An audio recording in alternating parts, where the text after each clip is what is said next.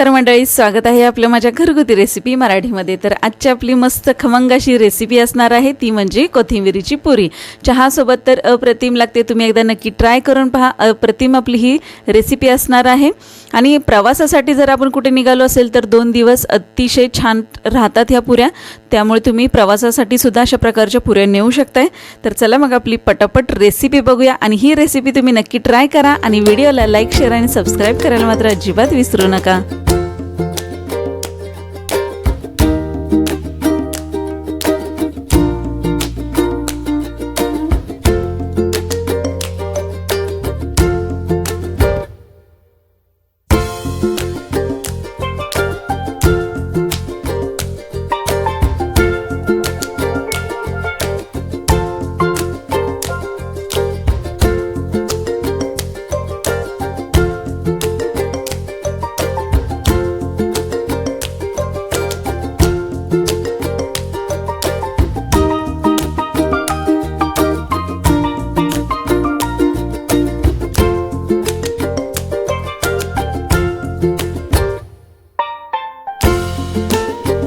खमंग अशी कोथिंबीरीची पुरी बनवण्यासाठी आपण एका भांड्यामध्ये 1 वाटीभर गव्हाचं पीठ घ्यायचं आहे चाळून, आणि त्यामध्ये आपण रवा घालायचा आहे। 2 ते 3 चमचे रवा घातलेला आहे।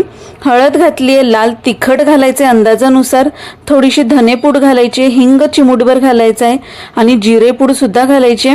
ओवा आपला हातावर क्रश करून चोळून घालायचा आहे यामध्ये। आणि तुमच्याकडे जर तीळ असतील तर तुम्ही तीळ सुद्धा घालू शकता यामध्ये, माझ्याकडे नव्हते। त्यानंतर आपण यामध्ये मीठ घातलेलं आहे, साखर घातली आहे आणि 2 चमचे तूप घातलेलं आहे यामध्ये। तुपामुळे मस्त अशी ना खमंग लागणारी आपली पुरी। आणि कोथिंबीर, भरपूर अशी कोथिंबीर घालायची यामध्ये, आणि फक्त बारीक चिरून घ्यायची कोथिंबीर, म्हणजे पूर्ण आपल्या या पिठामध्ये ती एकजीव होते। त्यासाठी आपल्याला कोथिंबीर एकदम बारीक चिरून घालायची यामध्ये। जितका आपण पीठ घातलं होतं ना त्याच्या अर्धी आपण कोथिंबीर घालायची आहे, म्हणजे 1 वाटी पीठ घातलं असेल तर अर्धी वाटी आपण यामध्ये कोथिंबीर घालायची। तर माझी कोथिंबीर बघा, अर्धी वाटी कोथिंबीर झालेली आहे चिरून। आणि आता ही कोथिंबीर आपण या पिठामध्ये घालून घेऊया।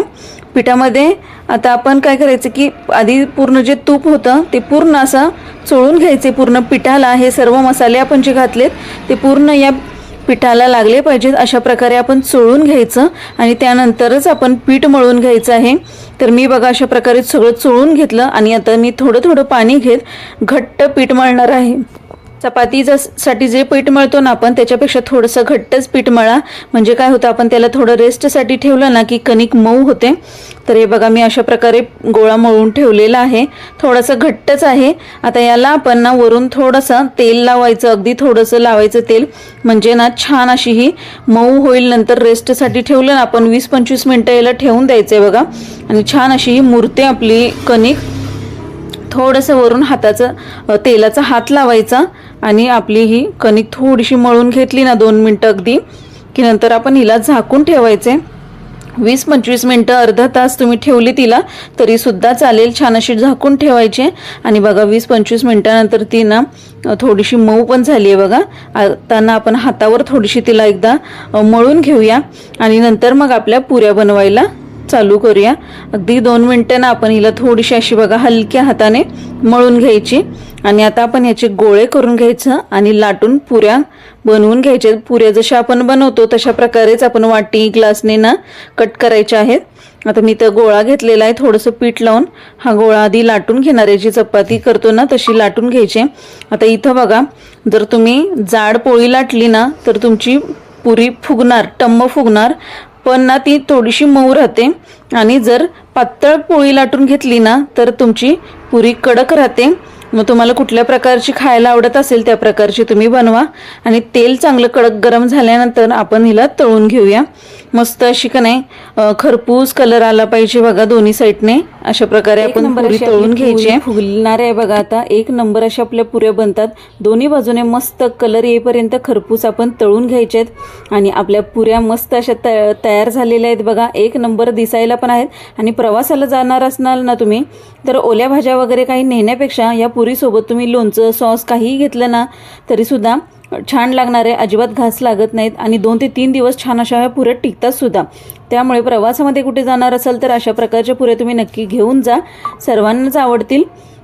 आणि मस्त अशी झटपट बनणारी ही रेसिपी आहे. तुम्हाला आवडली असेल तर व्हिडिओला लाईक शेअर सबस्क्राईब केल्याशिवाय पुढे जाऊ नका. पटापट लाईक शेअर सबस्क्राईब करा आणि ही रेसिपी नक्की एकदा ट्राय करा. आपण जाड लाटल्या होत्या ना, त्या मस्त टम्म फुगलेल्या आहेत आणि आतमधून बघा अजिबात कुठेही जाड नाही, काही नाही, छान आहेत, पण थोड्याशा मऊ आहेत त्या.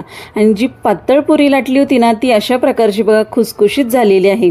तर यातल्या तुम्हाला कुठल्या प्रकारच्या पुऱ्या आवडतात मला एकदा नक्की कमेंट करून सांगा. आणि पुरी बनवताना तुम्ही त्या गोष्टी लक्षात ठेवून पुरी बनवा. माझा व्हिडिओ तुम्हाला कसा वाटला मला एकदा नक्की कमेंट करून सांगा आणि व्हिडिओला लाईक शेअर आणि सबस्क्राईब करायला मात्र अजिबात विसरू नका. थँक्यू.